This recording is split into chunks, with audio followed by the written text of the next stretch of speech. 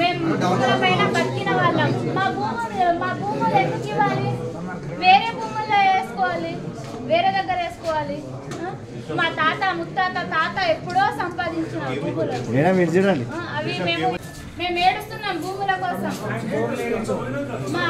మేము కోరేది ఒక్క విషయం ఏంటంటే జైల్లో ఉన్న వాళ్ళందరికీ బయటికి రప్పించాలి. ఎందుకు వాళ్ళు ఎవరిని మర్డర్ చేయలేరు, ఎవరిని ఏం రేప్ కేసు చేసి చంపలేరు. మర్డర్లు చేస్తే జైలు శిక్ష అయ్యి పడతారు హస్బెండ్స్ అందరూ.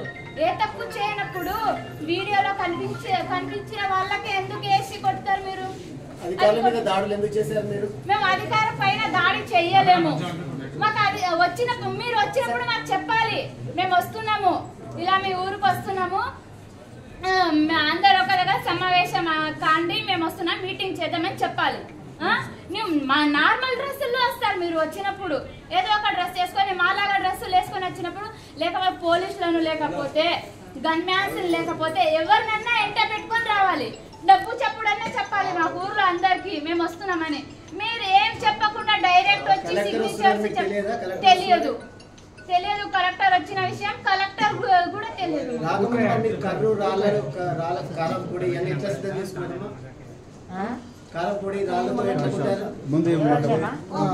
కారం పొడి రాళ్ళు ఎవరు దాడి చేసిండ్రు? మేమా?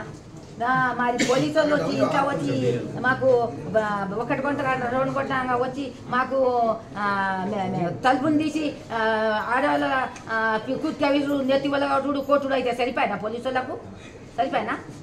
అప్పుడు రాళ్ళని తీసుకుంటాము, మీ పాపడి కూడా తీసుకుంటాం, ఇంకోసారి వస్తే పూరా తీసుకుంటాం. ఇప్పుడు సావానికి సిద్ధం ఉంటాం, బతకనికి సిద్ధం ఉంటాం. అయితే రాహుల్ గాంధీ మాకు హామీ ఇచ్చింది. అన్ని హామీలు ఇస్తే మేము రాహుల్ గాంధీకి ఓటేసి కాంగ్రెస్ వాళ్ళకి ఓటేస్తే మాకు ఏం లాభం ఉండాలి? వేసిన తెల్లారి నుంచి మాకు ఏడిపే ఉండదు, మేము వేసిన తెల్లారి నుంచి మాకు బాధ ఉండేది. రేవంత్ రెడ్డికి ఓటేసి మాకు బాగుపడి చేస్తాం, కొడంగల్కి అదృష్టం చేస్తాం, కొడంగల్కి ఇంత ముందా ఇస్తా అంటే ఏమి ఇచ్చిండు రేవంత్ రెడ్డి? గ్యారెంటీ 6 గ్యారెంటీ ఇచ్చిన ఒక గ్యారెంటీ అని అమలు చేసిండా? ఇప్పుడు గిరిజనులను ఇబ్బంది పెట్టడంలో, వాళ్లను రోడ్డున పడేయడంలో, వాళ్లను మరి వాళ్ళ భూములు దోచుకోవడం. నిజంగా ఏదైనా ముఖ్యమంత్రి అయ్యిండు మా బిడ్డ, మా ఎమ్మెల్యే ముఖ్యమంత్రి అయిందంటే ఇప్పుడే అమ్మ చెప్పినట్టు మాకు లాభం జరుగుతుంది అనుకుంటే, గెలిచిన తెల్లారి నుంచి వాళ్ళకు ఆందోళన. తరతరాలుగా మా గిరిజనులు అంటే భూమి పుత్రులు, మా భూములను పుంజుకొని అక్కడే ఫార్మాసిటీ పెట్టాలి అంటే తెలిసి తెలియని జ్యోతి మాట్లాడుతూ ఉంది. అక్కడ పొల్యూషన్ వస్తుంది, కాలుష్యం వస్తుంది, మా బిడ్డలు కూడా బతకలేరు, మేము అక్కడ నీళ్లు తాగలేమని. వాళ్లకున్న అవగాహన రేవంత్ రెడ్డికి ఉంటే బాగుండు అని చెప్పి అలాంటి అవగాహన, అలాంటి బుద్ధి ప్రసాదించమని నేను భగవంతుడిని ప్రార్థిస్తూ ఉన్నాను. అమాయకమైన గిరిజనులను దౌర్జన్యంగా వాళ్ళ భూములు గుంజుకునే ప్రయత్నం, నేను ఎమ్మెల్యే ఏమైనా చేస్తే నడుస్తుంది, నేను ముఖ్యమంత్రిని ఏమైనా చేస్తే సాగుబాటు అవుతుంది అని చెప్పి ఒక దురహంకారంతో వాళ్ళ మీద అధికారులను పంపించడం, వాళ్ళు కడుపు కాలి తిరగబడితే దాన్ని వాళ్ళ హత్యా ప్రయత్నంగా వాళ్ళ మీద 307 అనేక మరి నాన్ బెయిలబుల్ సెక్షన్స్ పెట్టి వాళ్ళకు బెయిల్ రానియకుండా అడ్డుకోవడం.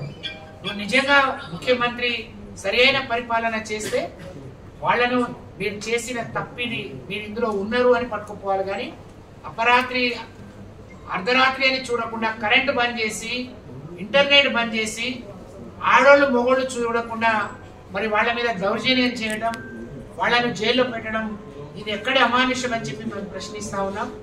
రేవంత్ రెడ్డి గారు, నీ పరిపాలనకు పరాకాష్ట నీ లగచెర్ల ఘటన, నీ కొడంగల్ ఘటన, ఇప్పటికైనా కళ్ళు తెరు, నీ దృష్టి పెట్టు.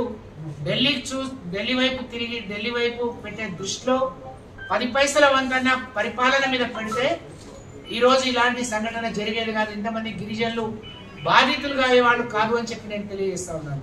ఇప్పటికైనా కళ్ళు తెరిచి రేవంత్ రెడ్డి గారు జరిగిన తప్పును ఒప్పుకొని అక్కడ ఫార్మాసిటీ మరి ప్రయత్నాన్ని విరమించుకొని మా గిరిజనుల జోలికి రాకుండా వాళ్ళ మీద పెట్టిన కేసులు అన్నీ కూడా ఎత్తివేయాలని, వాళ్ళకు ప్రశాంతమైన జీవితం, వాళ్ళ జీవితం వాళ్ళు బతికే విధంగా వాళ్ళకు అవకాశం ఇవ్వాలని, మరి ప్రభుత్వానికి భూమి అవసరం ఉంటే ప్రభుత్వం ఫార్మా కంపెనీ పెడితే తిరుపతి రెడ్డి ఎవరు మరి ప్రజలు గమనించాలి, బుద్ధిజీవులు మేధావులు గమనించాలని నేను కోరుతా ఉన్నాను. ఆ మహిళా సోదరి మనులు ఆ అమ్మాయికి తల్లి చెప్పకూడని మాటలు కూడా మీడియా ముందు కమిషన్ ముందు చెప్పింది. ఆడవాళ్ళని ఏ విధంగా కొట్టిరు, ఆడవాళ్ళను ఏ విధంగా బూతులు తిట్టిరు, ఆడవాళ్ళను మరి ఎక్కడెక్కడ ఏం చేసిందని చెప్తా ఉంటే నిజంగా బాధేస్తుంది. నేను కమిషన్ విశ్వసిస్తున్నాను, నమ్ముతా ఉన్నాను. మాకు ఆ నమ్మకం విశ్వాసం ఉంది. తప్పకుండా వాళ్ళ తరఫున ఫుల్ కమిషన్ అక్కడికి పోవాలి, వాళ్ళకు నమ్మకాన్ని కల్పించాలి. వాళ్ళకు జరిగిన దాడి, వాళ్ళ మీద జరుగుతున్న దౌర్జన్యాన్ని తెలుసుకొని వాళ్ళకు న్యాయం చేయాలి, వాళ్ళకు అండగా నిలబడాలని చెప్పి మా నాయకుడు కేసీఆర్ గారి ఆదేశాల మేరకు వాళ్లకు న్యాయం జరిగే వరకు, వాళ్ళ ప్రశాంతమైన జీవితం గడిపే వరకు బీఆర్ఎస్ పార్టీ అలాగే మా గిరిజన నాయకులు, మా దళిత నాయకులందరూ కూడా వాళ్ళకు అండగా ఉంటామని చెప్పి నేను సందర్భంగా తెలియజేస్తా ఉన్నాను. అధికారుల మీద జరిగిన దాడులని బీఆర్ఎస్ పార్టీ సమర్థిస్తున్నారు. ఒక కలెక్టర్ అక్కడికి పోతే కనీసం నీ ఇంటెలిజెన్స్ ఏం పనిచేస్తుంది, నువ్వు ఎక్కడ నిద్రపోతున్నావు, నీ వైఫల్యం ఏందో, పరిపాలన గాడికి వదిలేసి నువ్వు ప్రజల మీద, సామాన్యుల మీద జరిగే దాడులు కానీ, హత్యలు కానీ, మానభంగాలకు పట్టించుకునే నాదుడు లేడు. స్వయంగా నీ కలెక్టర్ మీద దాడి జరిగితే నీకు సిగ్గనిపించట్లేదా రేవంత్ రెడ్డి అని అడుగుతా ఉన్నా. కలెక్టర్ మీద దాడి నీ మీద జరిగినట్టు, నువ్వు అందుబాటులో లేదు కాబట్టి ఎవరు వస్తే వాళ్ళ మీద చేశారు.